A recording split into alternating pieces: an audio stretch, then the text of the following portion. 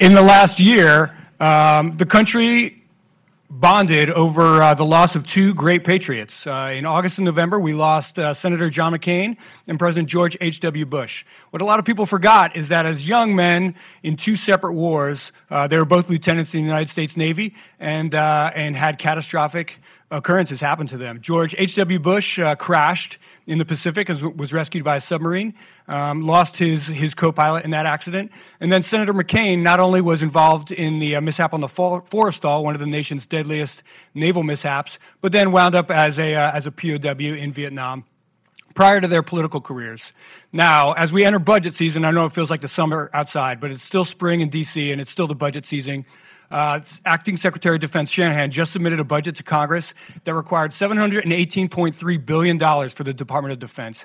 A third of that money is going to personnel issues. That's separate from the $220 billion request by the Veterans Administration. So we're looking at, in fiscal year 2020, a $460 billion request just for personnel and investment in human capital. That enormous resource only makes sense if we continue to have some citizens who are able to survive, fight our country's wars, deter our enemies, but then continue to their ambition to serve the highest responsibilities of citizenship and government once they're out of uniform. So in that, I brought four people here to Brookings to talk about those issues, find other ways that veterans can continue to serve, any barriers to entry that we could maybe avoid, and find other ways that we can use this underutilized resource, which is the veterans of September 11th. Our plan today is we're going to have a conversation for about 40 minutes, and I know there's lots of veterans in the audience, as well as military members, founders of nonprofits, and also members of the private sector who might have questions. So in the last 10 minutes, we'll make sure we have some time for questions. To my immediate left is Ellen Zhang. Ellen is an undergraduate at Cal Berkeley Electrical Engineering. Is that correct?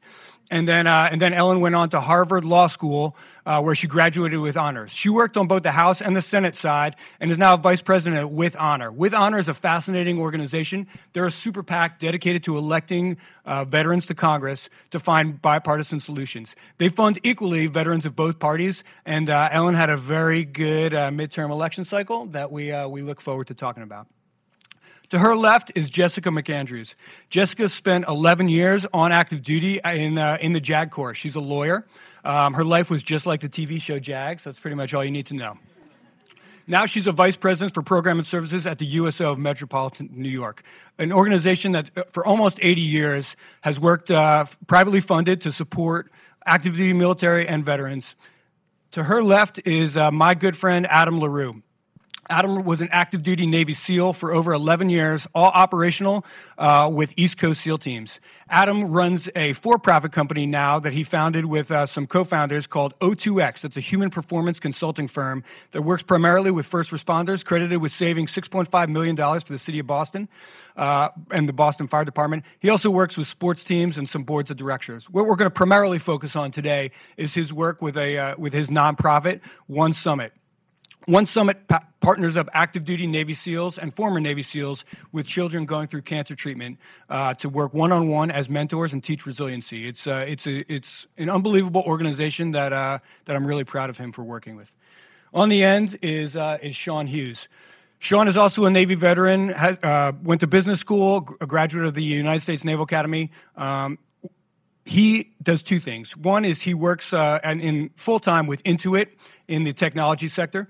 What we're going to talk primarily about today is his nonprofit Care for Us, which provides free of charge counseling services to families affected by autism. Sean is also a prolific writer, second only to probably Michael Hanlon with words per year.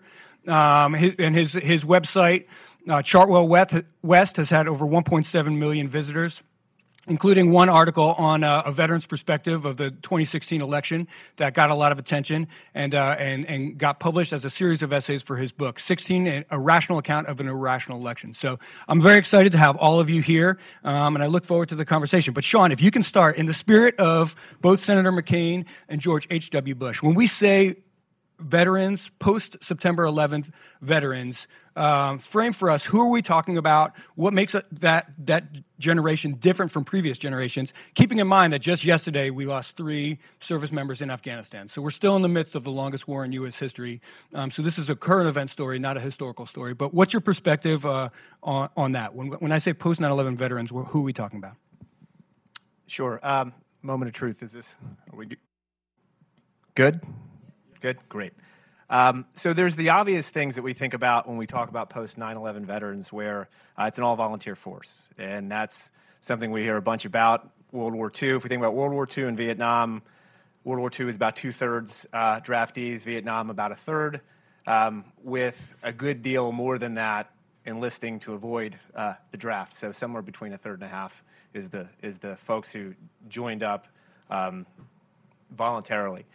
But the other interesting thing, which is a little bit closer to obscure, is from a timeline perspective, we're on 18 years of post 9/11. If you want to think about what that means historically, if we were to line up 9/11 and Pearl Harbor Day, World War II would have been over before the Battle of Ramadi started, which puts it in perspective of just how long the two conflicts we've been in right now are going on. And so the other interesting thing that differentiates post 9/11 vets is the environment that they're leaving the service into. Even as recently as the 70s, we were still largely a manufacturing economy that drew vets out into a very different job force. World War II, they left into one of the most booming manufacturing economies the world has ever seen. And we had substantial growth for decades upon decades. The vets today are leaving into a services economy that has seen the majority of the growth through tech sectors that are pretty substantially different from the work that they had. So it's not quite the transition there. And kind of the end result of that is their easiest path into transitioning out is the military-industrial complex that's grown substantially even since Vietnam. And so there's factors like security clearances, which serve as, frankly, a professional license that keeps you involved and able to work in that military-industrial complex. And what we end up seeing is similar to how there's a cluster of technology talent around Silicon Valley. We see the clustering of the post-9/11 vets in this military-industrial complex where they're not bringing the lessons that they learned and the skills that they developed over the years of fighting the conflict into the general population. And just in kind of closing it, if we think about World War II is about a little bit shy of half of every military-aged male actually served. So if you went into a cab with another person, chances are one of you actually was in the war. There wasn't a sense that you had to then leave service and go join the rest of the country because it was already out there. There was just the general movement into the population. Dick Winters of Easy Company fame went to work in the personnel department at the Nixon chemical company in New Jersey. E.B. Sledge didn't write his book with the old breed until the 70s. So the novelty is much, much less. And so that what we see is that divide is substantial. And it's really getting in the way of a lot of our ability to continue on in service and do the unfinished work that Lincoln talked about on the Gettysburg Address. So some of those numbers I think are shocking in the historical context. So right now there's about 326 million people in America and almost exactly 326,000 sailors on active duty. So the number is literally 1/10 currently on active duty in our service, the United States Navy. And so when you compare that to the World War II generation, like you said, where close to 50% of the people had some frame of reference. And then Ellen, I think the number at the time was about 70% of congressional representatives in the wake of World War II had military experience, and I know that number is way lower now. So if you can explain to us, what problem did With Honor seek to rectify with the organization, and then how are you working to solve it? Great. Really appreciate being here today. With Honor is a pretty new organization. We started in 2017. We're a veterans group that's really trying to do something different and try to get at polarization and gridlock in Congress. As Brendan mentioned, there was a time when veterans represented 70% of members of Congress. This was 5 decades ago. It's not that long ago. And now veterans represent a historic low of 18%. At the same time, there was a time when, Congress, but government in general was more functional. People worked across the aisle. You mentioned McCain earlier. People did work across the aisle. There was a level of civility. And now, there are some measures that say Congress is the least trusted institution, even lower than, I think, used car salesmen, which is a joke, but it's sort of not funny in some ways as well. And so we don't think those two things are a coincidence, the decline in veteran representation in Congress and also the lack of civility, the high, sky-high polarization. So With Honor as an organization started in 2017 to really take a different approach to this problem. We're not a policy-focused organization. There are no policies that we require veteran members to abide by, but instead we ask our members to take a values-based pledge to lead with integrity, civility, and courage. Things like, I will be honest, that is the first bullet of the pledge, just in case you're curious. To work across the aisle, meet with someone from another party once a month. It's a very different approach based on values. Veterans, served our country and took an oath to defend and support the Constitution. We're asking those who want to run for Congress to take a similar oath to lead with integrity, civility, and courage, and that's what With Honor tries to do. What I saw that was fascinating, correct me if I'm wrong, that prior to 2012, there was only 2 women veterans elected to Congress in the history of the United States. And then just in November, a huge amount of the swing states, specifically Mikey Sherrill from my home state of New Jersey, and a few other women, like part of the swing to the Democratic Party was by veterans, but also by women veterans. Is that correct? Yeah, I think that's definitely correct. I think the freshman class has the largest number of veterans historically, which we're really proud of. There's 16 new freshman veterans in Congress. Men, women, Democrat, Republicans. So we're really excited to sort of hope to reverse the trend of veteran decline in Congress. I know that the first candidate, I think Ry Barkart mentioned the first candidate that With Honor got to agree to sign the pledge, work across the aisle, was also part-time Saturday Night Live cast member and former Navy SEAL Dan Crenshaw. Is that correct? Yeah, we definitely went in to support Dan. Among many, Texas has an early primary. But, our pledge is a values-based pledge. We care about things like integrity, which veterans, I think that's intuitive. It's surprising, sort of having done this for a couple of years. People often ask, you have to actually ask people to have integrity. It's part of where we are as a country, which I think says a lot, I think. So the number 17 to 18% of Congress with representation, in some ways is over-representation as a population, even though it's so low. I think the number is about 7% of America right now will ever serve in uniform. So in some ways there's a high number, but compared to historical norms, it's obviously low. Jess, a lot of people at Brookings do research and writing on exactly that, the civil-military divide, the difference between people who've served versus people who haven't, and how can the people who haven't support those who have. I think that falls squarely in the wheelhouse of the USO, which a lot of people traditionally, myself included, think of the USO. I think of Bob Hope and Marilyn Monroe on a stage talking to the troops, or to the country concerts that I saw in Bahrain on deployment. But what's the current status of the USO, especially the USO of Metropolitan New York?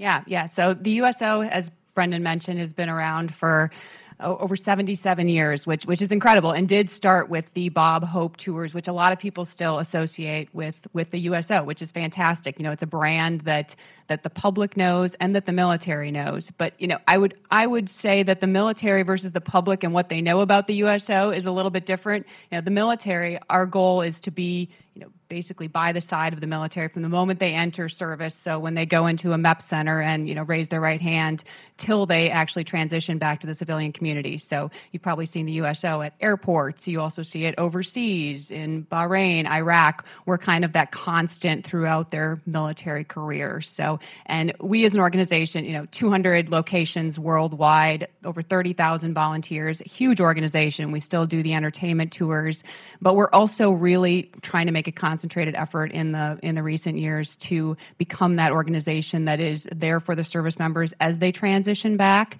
So we now have a Pathfinder program that, I know as you have all gone through, many of you may have gone through the military program, which I think is now maybe a week long, does not necessarily it's a good program, nothing negative about it, but our program aims to kind of take in the entire family. You get assigned a scout who can help you with everything from financial wellness to helping you work through a VA loan, which if you've gone through that can be very confusing, the GI Bill and education, as well as being there as a service to your family. Transitioning from the military is not only difficult for the service member, but for the family. You're used to being taken care of, your medical, your dental, the family community on an installation, and all of a sudden you're being thrown out into the general public, which can be scary for the entire family. So our goal with our Pathfinder program is to be that source, for that year after you transition as well, to be there for the entire family with some programming. Jess, with regards to the entire family, I know your husband was also military. You were both military at the same time. Jess was a prosecutor in the United States Navy when we first met. She deployed to the Middle East and the Western Pacific. She worked on Capitol Hill as a legislative affair and a social aide in both the Bush and Obama White House. Do people think of you? Are people surprised that you're a veteran, or is it a? They are. I work for the USO, but I will say, as a female, I will go into many meetings, and it's not people's first assumption that I served on active duty, which I think is indicative of something we all need to kind of embrace. That what the military population now is not what it was back when it was the World War II and even Vietnam veterans. It's me, and so I look at people and think, look me up before you go into a meeting with me. Know that I know what it's like to live on a ship for 9 months. So things like that. I think just as a population, we can do a better job at not making assumptions of some of our veterans. Their background, where they came from. I was, as Brendan mentioned, a prosecutor, and for most of my career, 11 years, and I got out and started applying at law firms in New York, and said, "Wow, I can't do this. This is not where I see my future." And I came to the USO 7 years ago, and still here, because it feels good to be able to still have that connection to the military and be able to continue giving back a little bit. And so that's one thing I really encourage folks when they're looking for new careers as well, to look other places. It's very easy to get into that little niche of the government contract work, because that's what I know. But there's so many more things out there for you, and that you feel good about doing. Adam, I know you had a similar experience. If you don't mind, can you talk about the news you got? I believe you did 7 deployments. Is that number correct? On one of those deployments, I know you got some tragic family news. Can you talk a little bit about how that shaped your journey once you got out of the uniform? Sure. I'm honored to be here. Thanks for having me, and it's an honor to be with all you guys up here. So I'm originally from New Jersey as well. We try to stack the panel as heavy Jersey as possible so people would laugh at our jokes, at least up here. But I grew up in New Jersey, and I went to the U.S. Merchant Marine Academy, and I got my commission from there. And I went in active duty, and I went back to the East Coast base SEAL teams. And my first deployment overseas is kind of where the origination of everything that with One Summit and how it came to be, and my interest in pediatric cancer or cancer as a whole, and doing things to just kind of help solve this problem, helps tackle some of these challenges that people are facing day in, day out.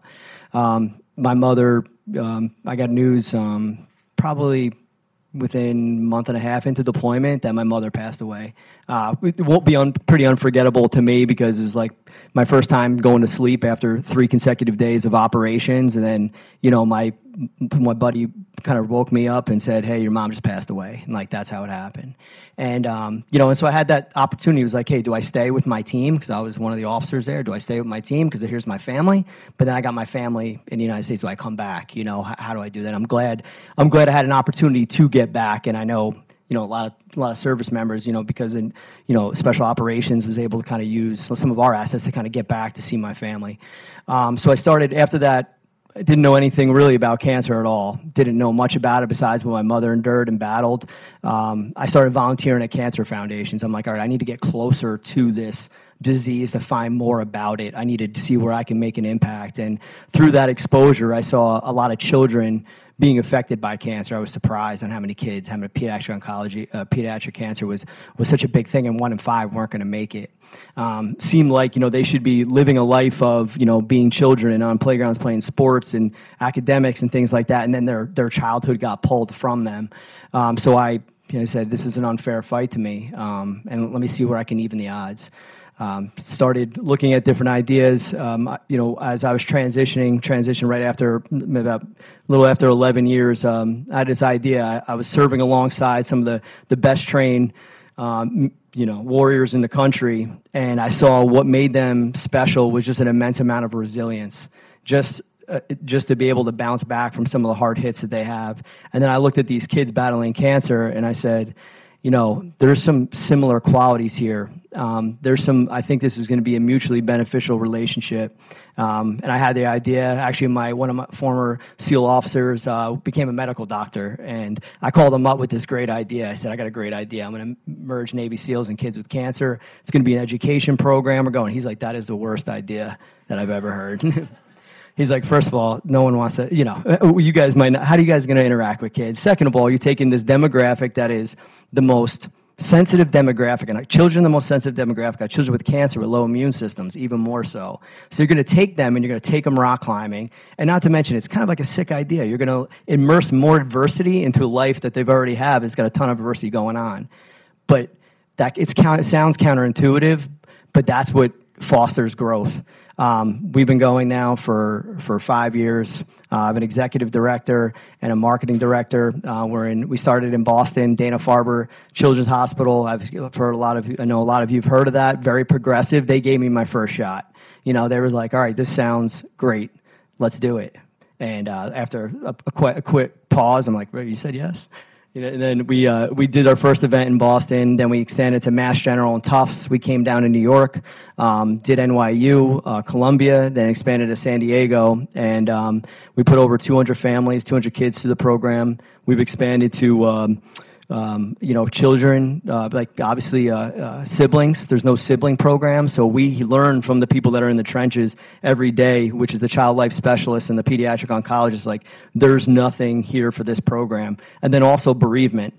So the program has generated more than just a mentorship, a lifelong mentorship, because it lasts far after the climbing, but now involved in post-traumatic growth studies. I'm not sure if anyone's heard that, but post-traumatic growth is the ability to get stronger from adversity. You go through some traumatic events and emerge stronger from it, and the skills and things you learn, which build an immense amount of self-confidence, courage. So we're in independent studies now and growing more from there.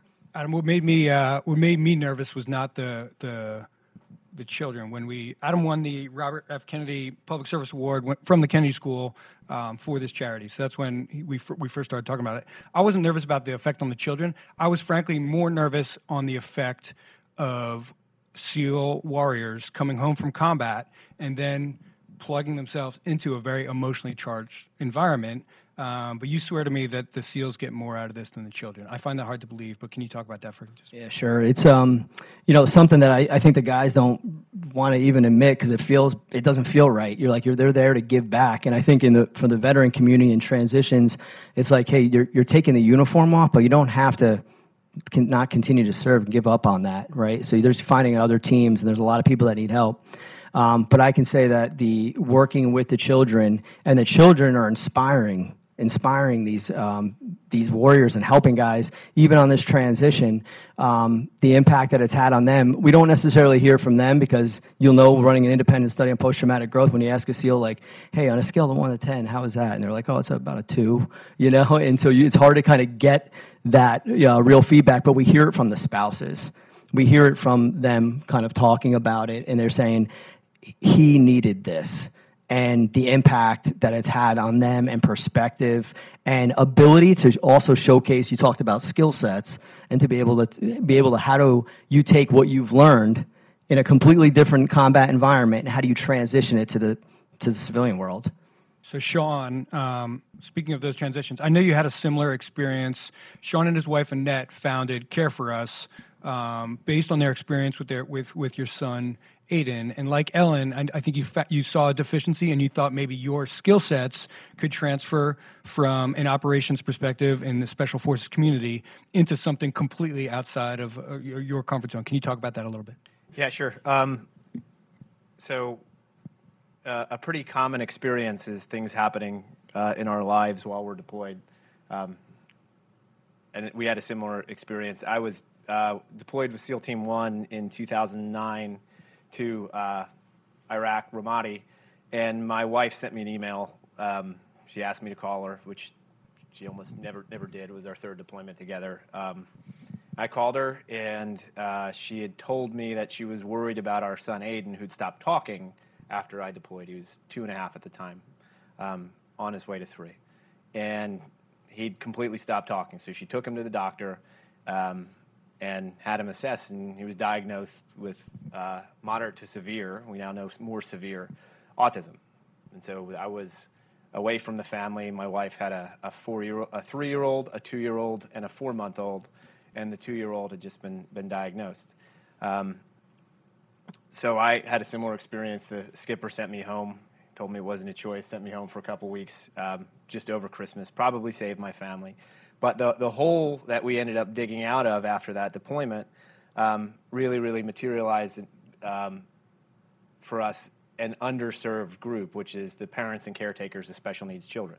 And so there is no diagnosis for having a special needs child. There is no formal problem to solve. And so therefore, insurance companies and insurance plans don't actually fund any support. And what I know about my deployments in the military and my experience parenting special needs children is the stress level is a lot closer than you'd think. In fact, there's a duration to the special needs parenting where we're likely in this for 50 to 60 years.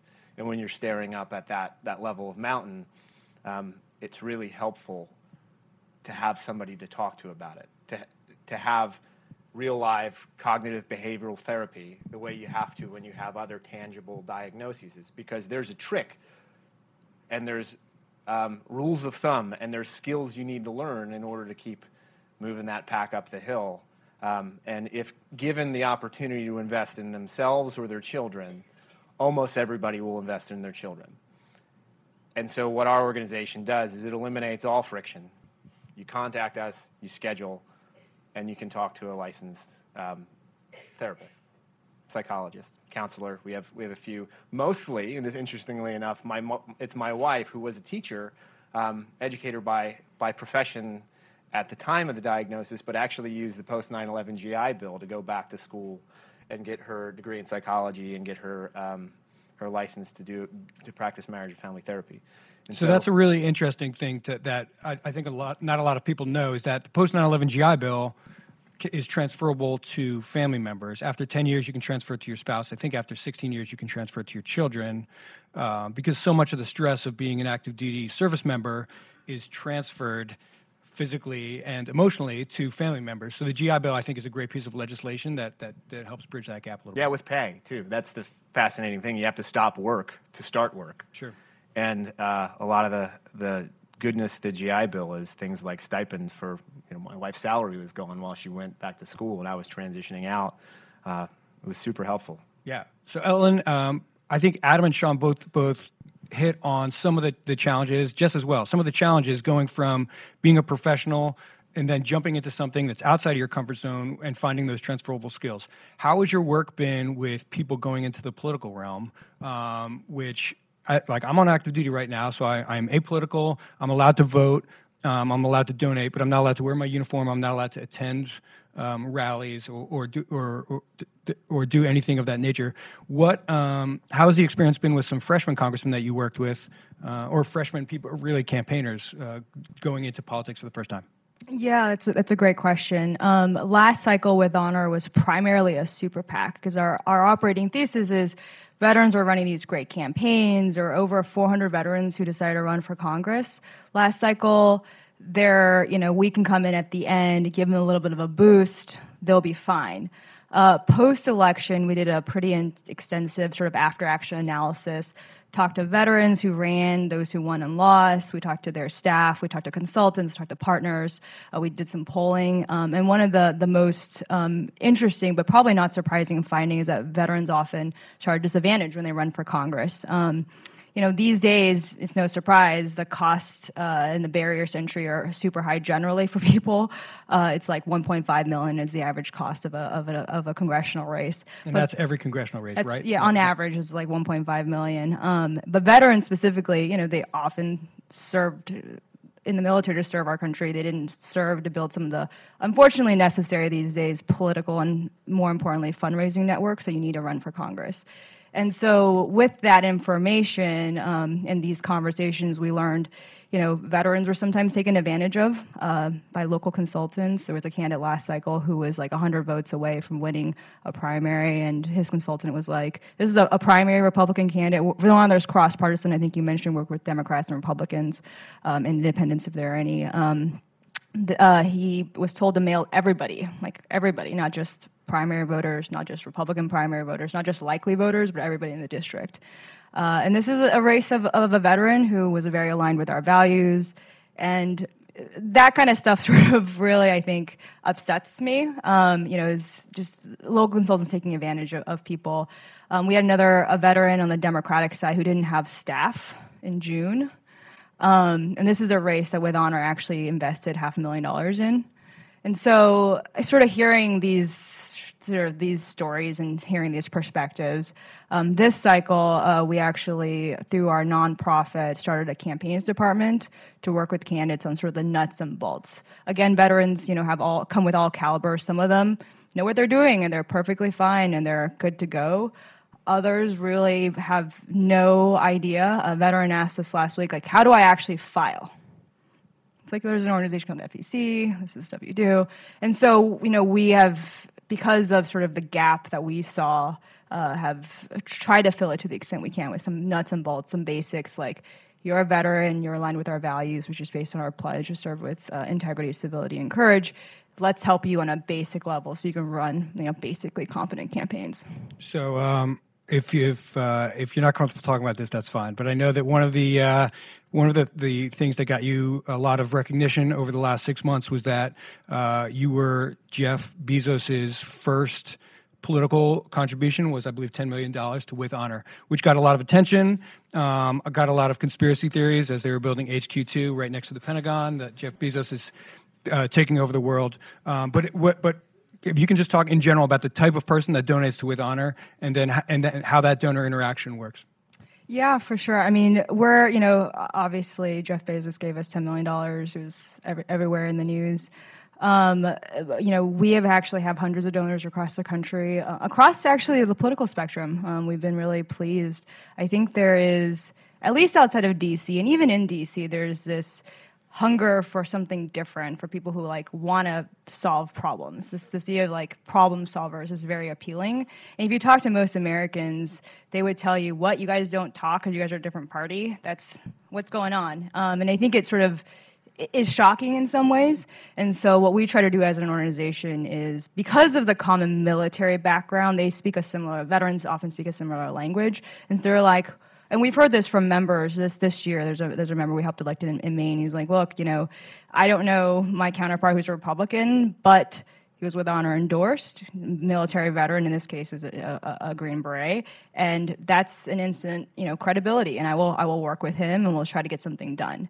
And so that's sort of what we try to do as an organization. 2018 was our first election cycle, so I was actually very pleased. We ended up raising about $20 million, getting about 19 veterans elected, 10 Democrats, 9 Republicans. We try to go for about 50-50 in spending because we are cross-partisan. We try to be fair to both sides. And I know that some of those 19, again, Mikey Sherrill was a Democratic woman veteran elected in a Republican district in Jersey that had been Republican for 30 years. And so while a lot of the extremes of both parties get a lot of attention, I think those 19 veterans, my impression is they're on both sides of the aisle, they're fighting above their weight class and moving the needle in the right direction. Do you agree with that? Yeah, definitely. I mean, our sort of process to assess candidates, both candidates and members, is pretty intense and involves background research. We look at their DD-214. We do confidential reference checks with veterans that served with them just to see how they are in a crisis situation.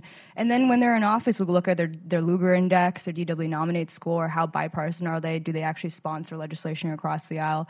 And we've actually worked with the Lugar Center on research to look at sort of post-9/11 veterans and how they perform. And on average, I think post-9/11 veterans tend to be more bipartisan than others. and that's sort of been validated. And if you look at the current crop of freshmen, obviously, there are some that are outliers, but I think on balance, there is a desire because of that military service to be like, well, I'll give you a chance. Let's find something we can work on. We might not agree on every issue, but let's find something we can work on that's common sense. Jess, can you just as a lawyer and a former JAG, did I misspeak about anything with regards to political interaction of active duty military? Can you just talk a little bit about those requirements? Yeah, no, that's correct. And I will add, as you said, the biggest questions if you're going to something or thinking about getting involved in something and you're on active duty is it a partisan event and am I going to wear my uniform? Those are always two big things. Now you'll see a lot of times candidates will be in uniform after they've gotten out and that's usually not a problem. A lot of times you'll see a disclaimer, which is always good to use. I'm sure you work with that a lot, but it's not a problem to use that photo. The big thing now is social media, and that's a big change, and that's something if you're on active duty you do have to be careful about.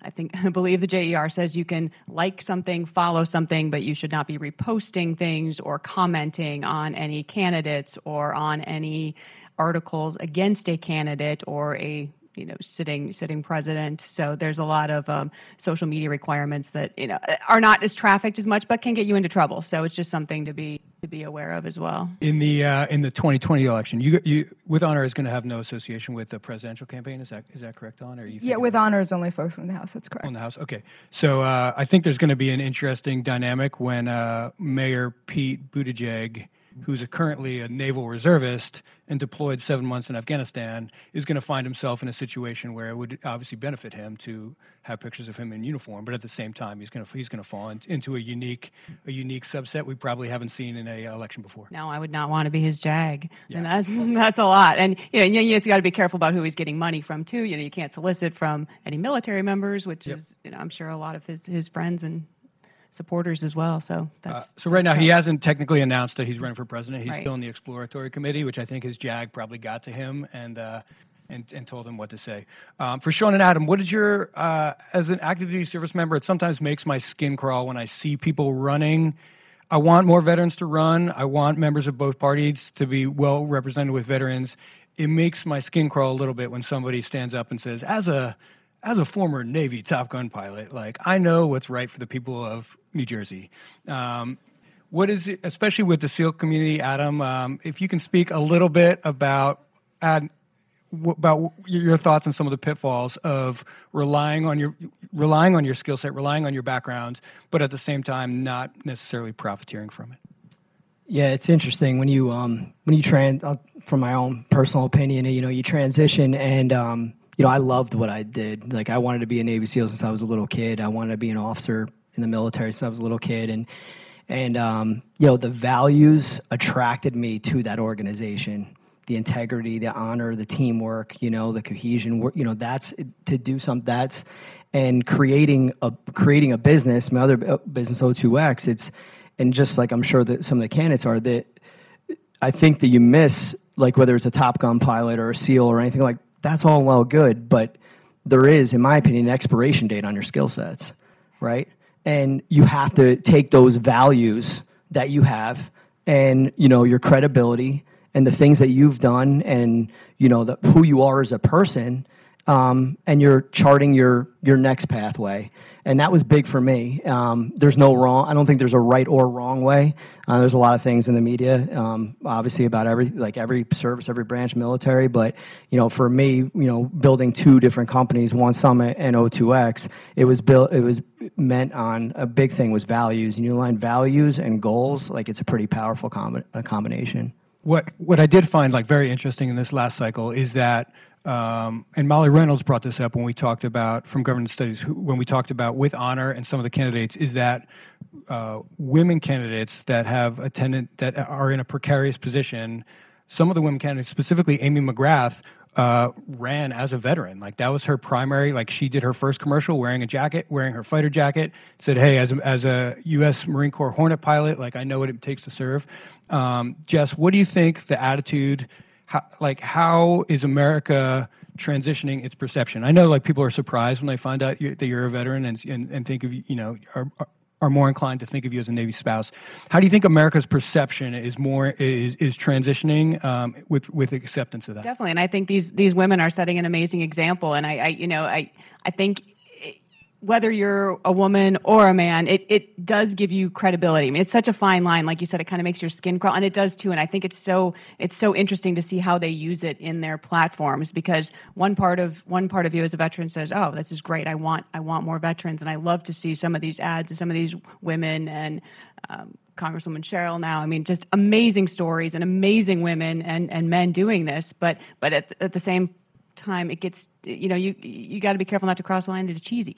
It's tough. And as a veteran, you kind of half the time you see the ad and go, oh, that's a little cheesy. You're getting the Top Gun, Tom Cruise look going on versus the credibility and the integrity that you're promoting, which I think really does lend so much more credibility. And I think once people do realize I am a veteran, I do think there is more credibility as far as the USO. I can speak to a lot of experiences that people have gone through, and I think people see that in candidates too.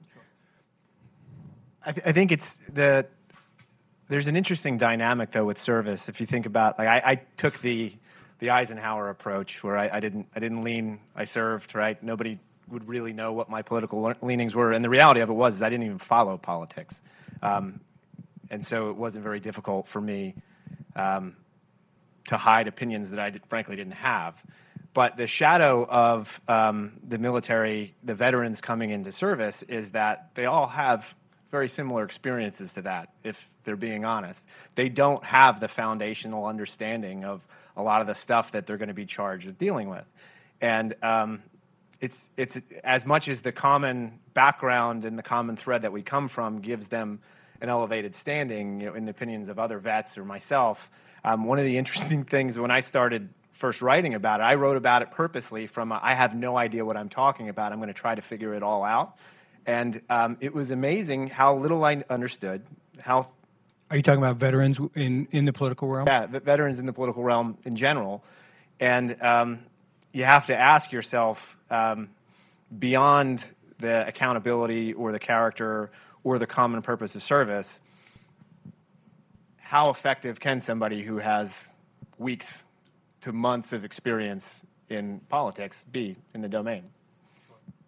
Adam, can you talk a little bit about your experiences as an entrepreneur? So you mentioned O2X, which is a for-profit company founded with other Navy SEALs that does human performance consulting, primarily credited with saving $6.5 million to the Boston Fire Department. Can you talk about the challenges of entrepreneurial spirit with regards to veterans? Is that an easy transition? Hey, I'm good at finding problems and making things happen, or what were some of the pitfalls of that for you and your organization?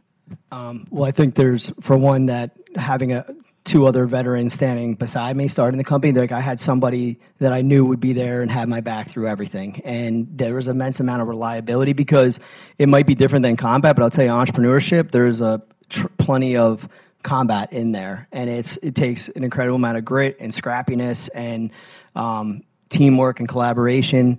So there is a lot of there's a lot of challenges there in that world. I think that what the military has seen is that they're uncovering problems further, faster. Right, so they were out there, forward deployed, or there with limited resources, limited time, limited money, and you kick over stones, and you're uncovering problems, and there's no solutions besides your team and then what you have. And to me, that is something that was able to kind of foster, I think, culture, to be able to pull some of those things about culture and building good teams and fundamental leadership. I think that's those are some those really things that help build a core and a good foundation for a strong company that has a long future. So before we go to the audience for questions, is there any specific issues that any of the panelists think the veteran community can move the needle on that's a national problem? Sean, I know you've written about gun control as sort of a hot button issue that maybe veterans could find some middle ground on. Adam, I think that you and your private company, both your and your nonprofit, your work with mental health, what you call it, check up from the neck up, especially with O2X, and making sure people have access to that, and then Jess also with and Jess and Ellen with the civil military divide and finding veterans for common issues. Are there any other issues that you think that we can rely on and look in the next decade that to hopefully have the veteran community move the needle on? Sean. I think healthcare, frankly. My experience with healthcare in the Navy was extremely positive. It was a single-payer system, and that's not a recommendation, but it's simply an understanding that the current market system that we have right now is not functioning particularly well, and it feels like a problem to solve that is kind of mired in the political mess right now. Sure. That veterans could probably break that out based on their experience. Anybody else? Talk about Brendan, you mentioned quickly the first responder, like health and wellness. A lot of people don't recognize. We'll take the fire service for example, which we do a lot of work in. A Boston firefighter gets diagnosed with cancer every 3 weeks. Everything that we had, the carcinogens that are there in the air, it's significant. Cancer and cardiac disease are the two leading causes of death in firefighters. Law enforcement, suicide. So these between mental health, cancer, cardiac disease, injury rates, sleep apnea, behavioral health, all those things, it's like a very challenging environment. And we look at it because we do a performance training. We'll dip our toe and kind of do work with the Chicago Blackhawks. But when we do professional sport teams, it's only about, their average duration career is 3.5 years. You're looking at first responders that are doing this for 30 years. It's a different way to train. It's a different mentality. And the things that we see that they're battling, now we're looking at some national, we were in New York not too long ago talking about the Boston bombing. And we're talking about significant impacts of their first responders. A lot of them are veterans, by the way, that are going in because that's a natural field that people tend to go into. So there's a lot of challenges there. But to do that day in, day out for 30 years, there's a lot of family side. There's a lot of things lessons that we learned through the military where we wish things were better. We wish we had more education up front, and that's where O2X comes in. And we've been doing a lot of work in that realm. So Adam and I had that experience. We went and met with the NYPD, and we talked a lot about debriefing and after-action reports, specifically with regards to body cameras, all these things that were new to the police, but were not new at all to me in the aviation world or Adam in special forces. And so I think there's a lot of non-traditional gaps that we can bridge as a veteran community with the civilian workforce. So I would just add on, with honor as part of our pledge, we ask all candidates and members to be part of a Crossperson Veterans Caucus. This is a member-led caucus, and currently the 19 members recently launched. It's called For Country. Actually, Betsy Hawkins out in the back is our SVP who sort of supports this caucus. Glad you can join us. And really, it's, like I said, member-led, so the members are going to pick things to work on. But we've found that there's a critical mass of excitement around national service, national security, veterans affairs. So I think those are things that they're probably going to work on. But really excited to see how this group does. Yep. And with honor, we'll be there to support. Brookings, Michael Hanlon, and General Stanley McChrystal just wrote an op-ed in the last couple of weeks in The Hill about a culture of national service, both on active duty, in military service, but also using that to break down some of our divides. Great. Okay, let's go to the audience for a couple questions. If anybody has a question, if you can just introduce yourself with any organizational affiliation and try to have your question end with a question mark. And we'll go from there. But let's start with we'll do a couple at a time. So we can do right here, and then also sir right there on the aisle next. Hi, thank you all so much. My name's Andrew Swick. Just to give you a little background, I'm at an organization called the National Commission on Military, National, and Public Service. It came out of the repeal of the 2015 Combat Exclusion Rule, and then the subsequent fight in Congress over what was called the Draft Our Daughters Bill. So Congress kicked it to us to figure out two things. One, what to do with selective service, whether to expand it to women, whether to get rid of it at all. And then the other thing is expanding volunteer participation in military, national, which is like AmeriCorps, Peace Corps, and then public service, so working in the federal bureaucracy. So we're looking at how to create a culture, an expectation of service, and addressing the civil divide that we love to talk about so much. So To that point, the military keeps going back to sort of the same fertile grounds to recruit, which, especially for the Army, are sort of running out. From your perspective, how can we look at expanding the pool of people who are interested in service, a lifetime of service across those different components? Let's get one more question, and then we'll have the panelists attack that.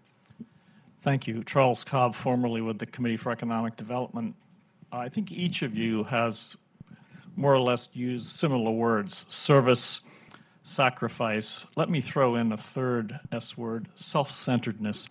A lot of what you've been talking about relates to adults.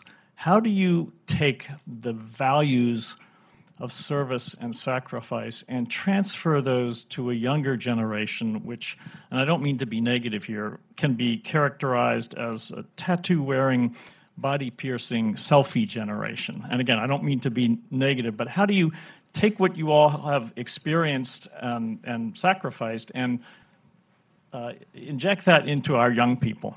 So I think actually, so let's handle those two questions, because I think they're both related. I will tell you that in the Navy, we meet the criteria that the southern states are overrepresented with regards to population. Our home state of New Jersey is underrepresented, as is the city of New York. So my hometown of Glen Rock, New Jersey, lost 11 people on September 11th in the September 11th attacks. We didn't lose anybody in the wars since, where comparable-sized cities in places like Oklahoma and Nebraska didn't lose anybody on September 11th, but then in the 17 years since have borne significant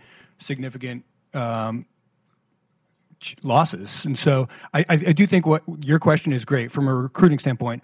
I will say at Brookings that the number one indicator of joining the U.S. military is being a military brat. That's where, and so that if you span that out over several generations, that's a significant problem. And on active duty, we are very much plugged into that. The Army has specifically started targeting cities. They have an urbanization challenge. They've made some incredible strides in some specific demographics. There's actually more African American women on active duty in the U.S. Army than there are white women. So there's some startling success stories, but it's a problem that we've recognized. I'll let somebody else handle the tattooed pierced millennial self-centered generation. I'll let somebody else punt. Yeah, that sounds like the California guy. Most of the service members I worked with, anyway. So, but I think people follow the paths that are in front of them, and just like the indication being that you're a military brat dictates whether or not you're going to service more than anything else, as does whether or not your parents went to college, as does whether or not your parents were first responders. So what it says to me is that there's a lack of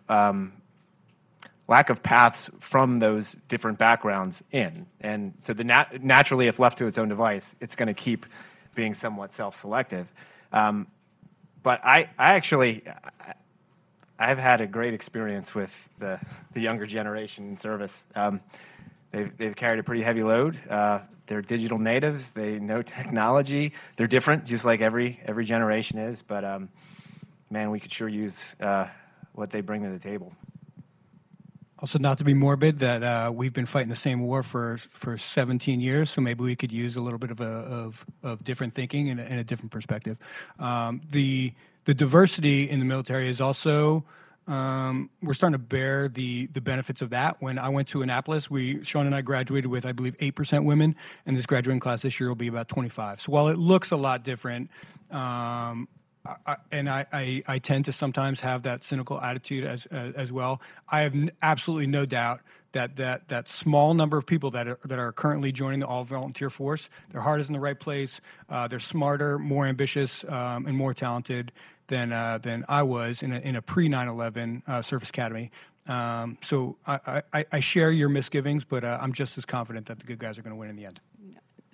And I'll just say, we've got Fleet Week coming up in New York in May. And Fleet Week used to be the ship would pull into Manhattan and everybody would stay in Manhattan. New York is making a huge effort to get the Navy to all the boroughs. So, you get one ship in Manhattan now. There's 3 over in Staten Island, Brooklyn. They're flying, everywhere, really trying to make an effort because that is a real issue, especially in the New York area, and there's so much recruiting that goes into Fleet Week. So, things like that, they're trying to do everything they can to really reach these areas, that the Bronx doesn't see a recruiter very often. So they're trying to get recruiters over there at some of these Fleet Week events and to really showcase the military and not make it the, just what you see on TV, but that there's many jobs that you can do and that you can be a lawyer in the military and they can put you through law school. There's a lot more options. And then I think with continued service after the military, I think it's a problem. And I think we've made a lot of strides. Hiring veterans is sexy. It's the thing to do right now. Companies all have, the ERGs where they're hiring veterans. It's the thing to do. But I think there's a lot of improvements we can make with it. I think it's certain companies and certain jobs. And you go to hiring fairs and you don't see a lot of nonprofits there that are looking to hire a lot of times, and they're great jobs and people feel good about doing them. And these are people that have been in service and are looking to do this sort of work to really, or hire, veterans that are interested in doing, congressional office or working on campaigns, that sort of thing. These are jobs that when you're in the service, you just don't think of. And that's part of the problem is just education of what's out there and what you can do as a veteran. You feel very stuck in one path, I think, is a big issue. So I think that's something we can work on. Sure. Okay, any other questions? Yes, sir. We'll take 2 more. So we'll take you right here and then in the blue suit and then, yes, ma'am, after you. Hi, Bruce Chavez. I'm the military person for the College Board. On the civil-military divide issue, I look at it from our perspective that most of the elite schools with high graduation rates have less than 1% GI Bill veterans there. And 7 of the top 10 GI Bill schools are for-profit online, for which those people aren't getting exposed to other folks. So how do we break that down and get people exposed in college to people with different experiences? That's a great question. We'll do 2 more. This gentleman right there in the blue suit did, and then the woman behind him. Hi, Jose Ramos from the Aware Project. Kind of in line with that question, but I was interested to hear a little bit about the gap between networking, right? So as I think one of you guys indicated in the panel, typically when you're in the military, you're focused on what your job is, and based on your MOS, you're really focused, or you're either downrange training or kind of supporting, right?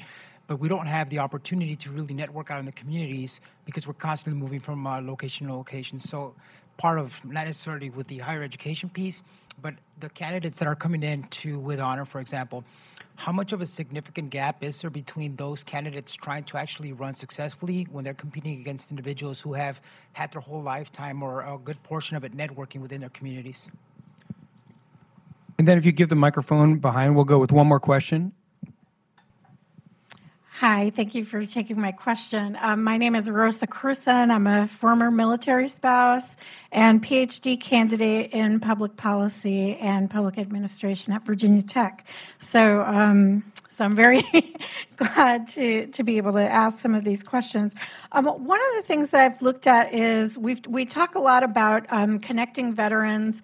There are a lot of federal programs to hire them and connect them to the federal workforce, but we don't see a lot of connecting them to local and state positions in government. And I find that many of them actually have the skills that it would take to be a city manager or comptroller and things like that. So I'm wondering what other gaps we could address in that area. Thank you.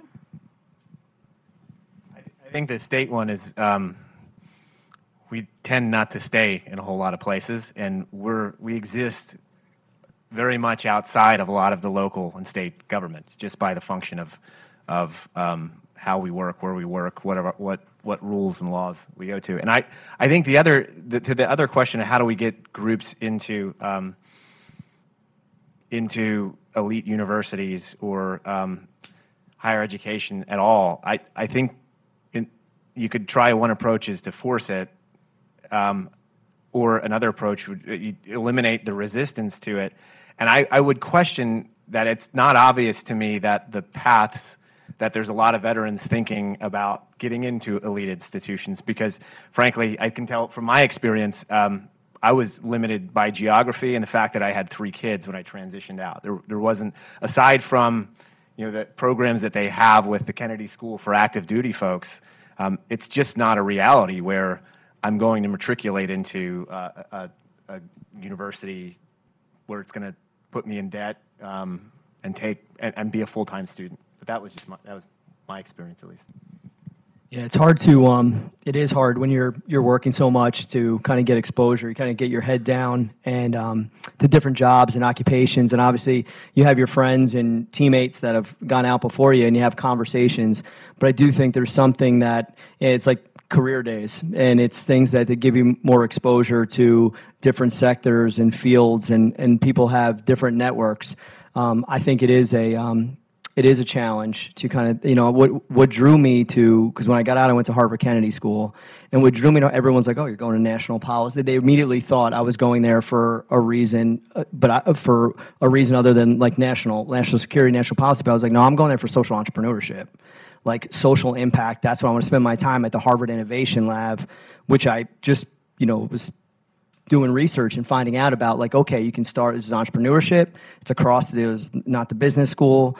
But it's, continuing to serve, motivated by President Kennedy.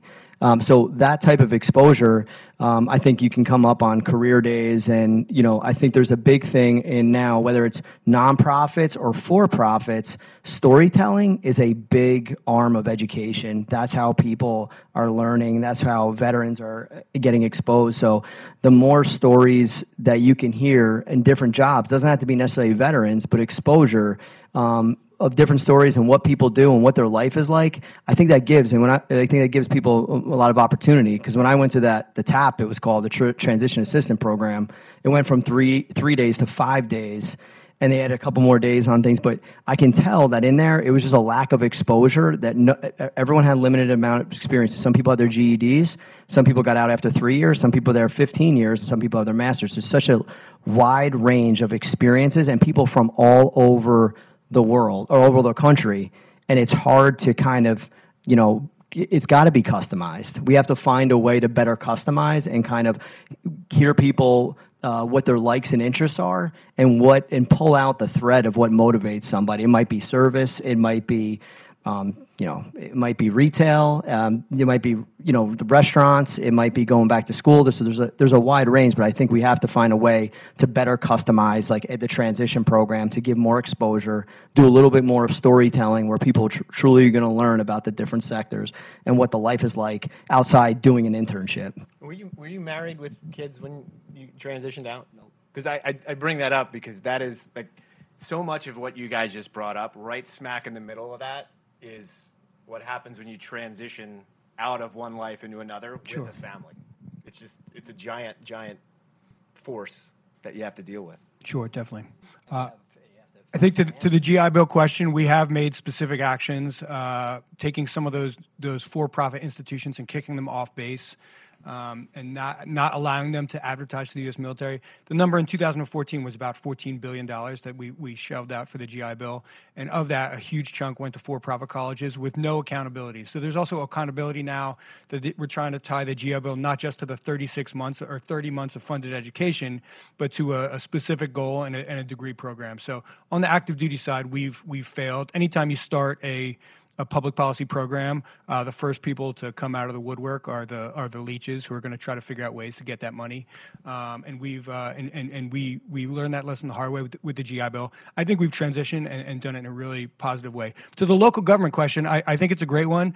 And hopefully part of the reason that we're having this discussion publicly is so that people recognize that women like Amy McGrath, who goes home to Kentucky and runs for Congress, she got accused of being a carpetbagger. That like, hey, you're not really from Kentucky. She's not from Kentucky because she's lived all over across the country because she was an active duty Marine. That's why she didn't live in Kentucky. So the same thing on a scale can happen with a school board. My kids have been to 5 different elementary schools. I think that would make me a good member of a school board. It makes me way less likely to actually get elected because I just moved into the town. So the more as a country we have these conversations, and you hit the nail on the head. The whole goal of this was to find specific skill sets that veterans have to solve those national problems and find creative solutions. So while there'll never be another John McCain or George H.W. Bush, I know there's plenty of people that they would definitely be proud of. So please join me in thanking the panel today.